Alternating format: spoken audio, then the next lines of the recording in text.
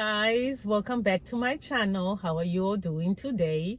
I pray all is well with you and your families. If you're new to my channel, welcome. My name is Nancy. So guys, are you in isolation because of pain?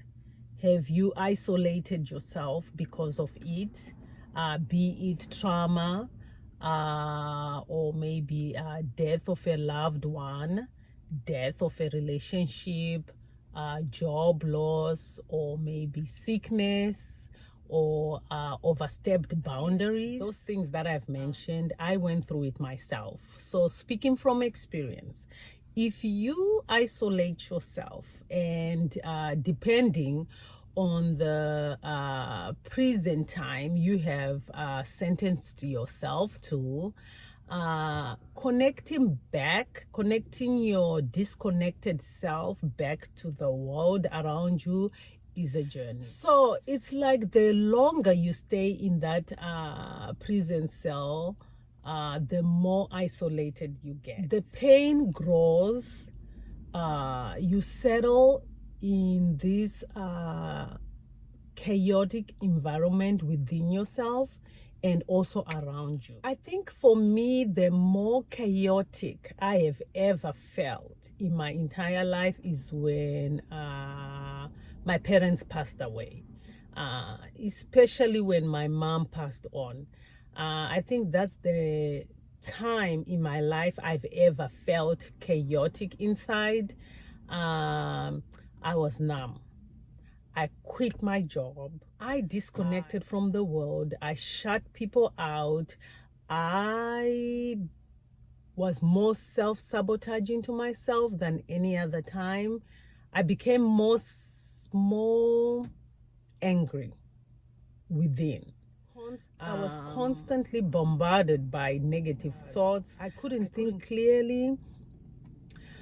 I was just in a dark place. Just imagine talking to your mom before the day they pass. Everything is okay. Everything is good. You are laughing. You are just talking about everything.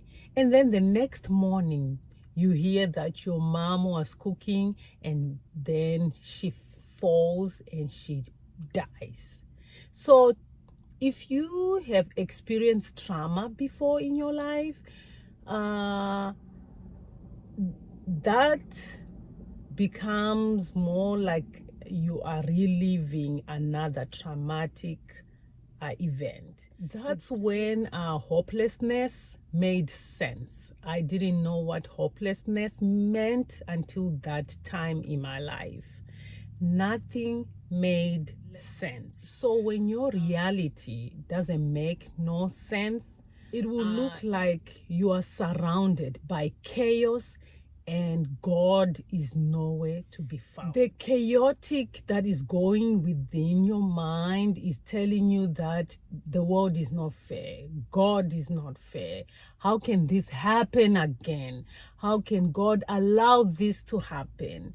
Not me. Why me? Why them? Why this? You don't love me, because if you did, you wouldn't allow this to happen to me again, especially when I have tried so hard to put so much work to be transformed after the first trauma and other events. Now you allow this to happen. Why?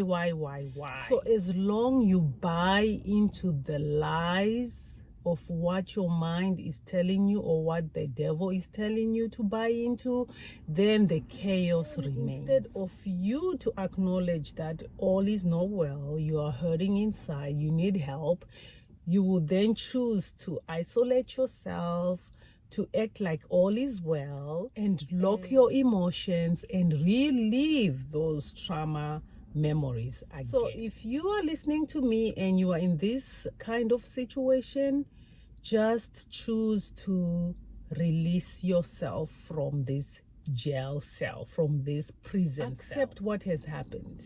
Accept what it is. And ask God to help you to forgive. Ask God to help you to let go.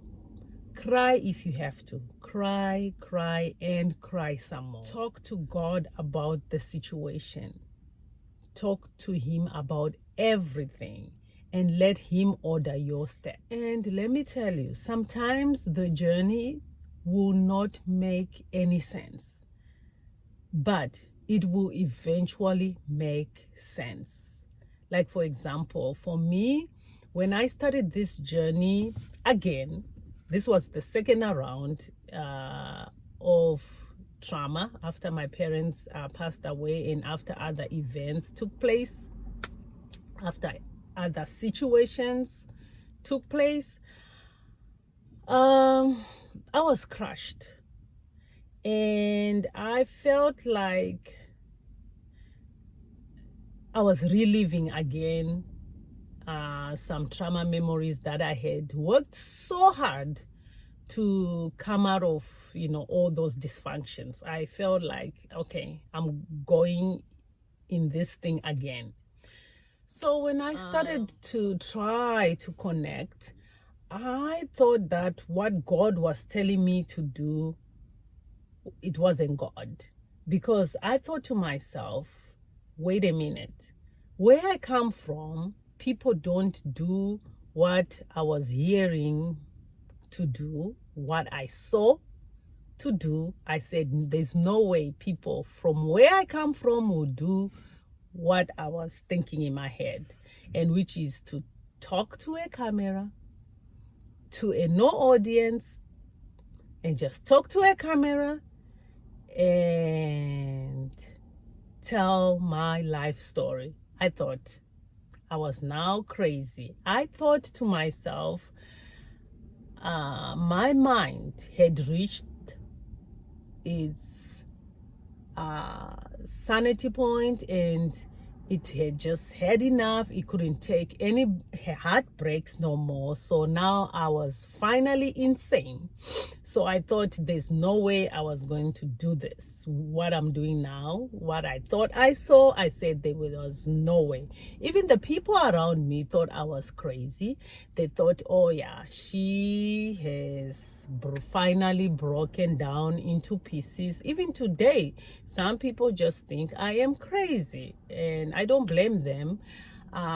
So I just thought, no, it doesn't make sense. How can I share my story with people that I don't even know are there yet? And I don't even know anyone who can connect me to this world that I'm going into. I didn't even know how to do this, how to operate it in this thing. I was like, no, that cannot be God, because it doesn't make sense. So I started a journey of just explaining myself to God, why people from where I come from don't air their dirty laundry. Everything that you showcase has to be good. So I was like, that ain't you, God. This is the trick from the devil. So I tried pushing it away. I tried to convince myself maybe, I'm hearing wrong or whatever. It was tough. It was tough. But when I finally said yes to what I needed to do, let me tell you, the first months were hard. I was still in pain, but I started sharing my story, and the amount of calls I received, people telling me to bring this thing down because I was insane. Yeah, that's when I knew, if this ain't God, then I'm really insane. Let me tell you, it started with people calling me, bring this down, you need help, blah, blah, blah, out of love. And then people will start moving slowly away from you, because nobody wants to be associated with a crazy person. People start moving away slowly but surely. And voila, after a while, you will see that you are by yourself. At first, you'll be like, come back, don't leave me. Oh, please, don't leave me. You have to support me. But when you know that that this is God who sent you, or you know that he is with you, you start like letting go, like, you know what, it's okay, I understand. So you become alone, and then it starts getting cold and colder, because now you will be alone in this strange world with things that are not making sense, and yet you are sharing your story while you are going through it yourself. So it really does feel like you're crazy, but then there's this peace. God has a way of taking you to this realm of peace, where peace himself is, and you just know that is with you. And then he strengthens you. And when you feel like quitting again, he strengthens you again. And you keep on going. And the more you post more videos, or the more you change, depending on what you are going through, the more the people fade away. The more silent it gets. And the more darker it looks. You don't see where you're going. You don't see your next move. It's like you are relying and depending on God. And you get to a point where you will tell yourself, if it's not for you, Lord, I will quit tomorrow. If you don't give me strength today, if you don't give me an encouragement today, this is not worth it. So you find yourself depending and relying on God. So what am I saying? Depend on him. When you decide to venture in this journey called healing, when you decide to get out of this isolation, to connect back to the world around you, you have to depend fully on God, because only him can strengthen you in those dark days when you are alone, when you feel like giving up. Only him can strengthen you, can encourage you, can push you to go on, can make you stand when you stumble. Only him can do. And when you decide to dwell in the shadow of our Lord, his grace will see you through. It won't matter who is with you, who is for you, who is against you, who is applauding, who is not.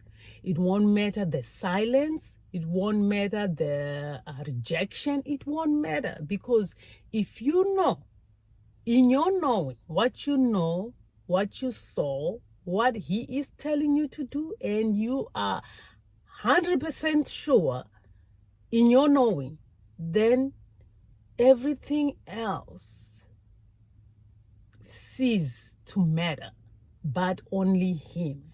So gather yourself, talk to God about your situation.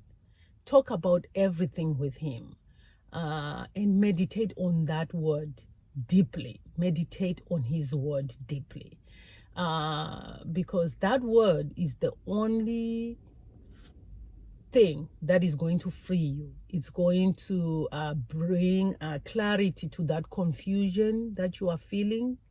It's going to free you from the chaos that is going on around you or in you, and you will be able to connect again with the world. And the other thing that helped me was to walk in nature. Remove the distractions and just walk in nature. Go for a walk by yourself daily until you feel good again and connect with nature. For me, I feel like God is in nature. So I don't know, there's healing. There was healing. I found healing. Even today, when I feel like stressed out or whatever, if I go in nature, I just feel revived. I feel energized, refreshed, and I'm ready to go again. So nature did help me, exercising and journaling, that helped me a lot. So these are some of the things. If you want, you can do it. It will help you to remove you from that isolation prison to where you can reconnect again. Get reconnected to God, and He will reconnect you to the world around you. He is able. That's all for today, guys. You have a blessed, wonderful week, and I will see you in my next video. Thank you for watching. Bye.